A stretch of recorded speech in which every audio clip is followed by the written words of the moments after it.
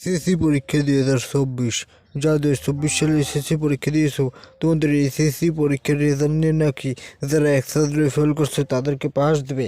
এই বিষয়টা কতটুকু সত্য এবং এসএসসি পরীক্ষার রেজাল্ট নিয়ে সর্বশেষ আপডেটগুলো আমি জানাতে চেষ্টা করব। তো আজকে ভিডিও দয়া করে সম্পূর্ণ দেখো, তাহলে অনেক কিছু শিখতে পারবা এবং জানতে পারবা। তো দেখো, তোমরা 2024 সালে এসএসসি পরীক্ষা দিয়েছো, তোমরা বৈষম্য শিকার হয়েছো, যার কারণে তুমি ফেল করছো। অনেক ভালো ভালো স্টুডেন্ট ফেল করে বসেছে, তাদের দোষ নাই, এটা সম্পূর্ণ শিক্ষকের ভুল।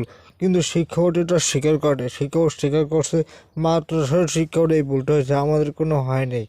আমরা ভালোভাবে রেজাল্ট দেখছি এবং পরীক্ষকদের কিছু ভুল আছে, তারা ভুল করলে সেটা তো আমরা দেখতে পারবো না, কারণ বোর্ড থেকে খাতাগুলো পরীক্ষককে দেখতে দিই, সেই খাতাগুলো তারা মূল্যায়ন করে না। সেটার ব্যাপারে আমরা বিরুদ্ধে একটা আইনগত একটা ব্যবস্থা নেব। যাদেরকে আমরা খাতা দিই তারা স্টুডেন্টকে দিয়ে নাকি খাতা দেখায়, এরকম রিপোর্ট আসছে বোর্ডের কাছে, তাদের বিরুদ্ধে আমরা অ্যাকশন নেব।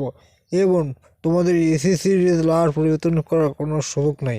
2025 সালে শর্ট সিলেবাসে যেরকম পরীক্ষা হয় সেরকম যে ছাত্র ফেল করছো সেই ছাত্রের পরীক্ষা দিয়ে উত্তীর্ণ হয়, তারপর তোমাকে অনার্স বা ডিগ্রি করতে হবে। আর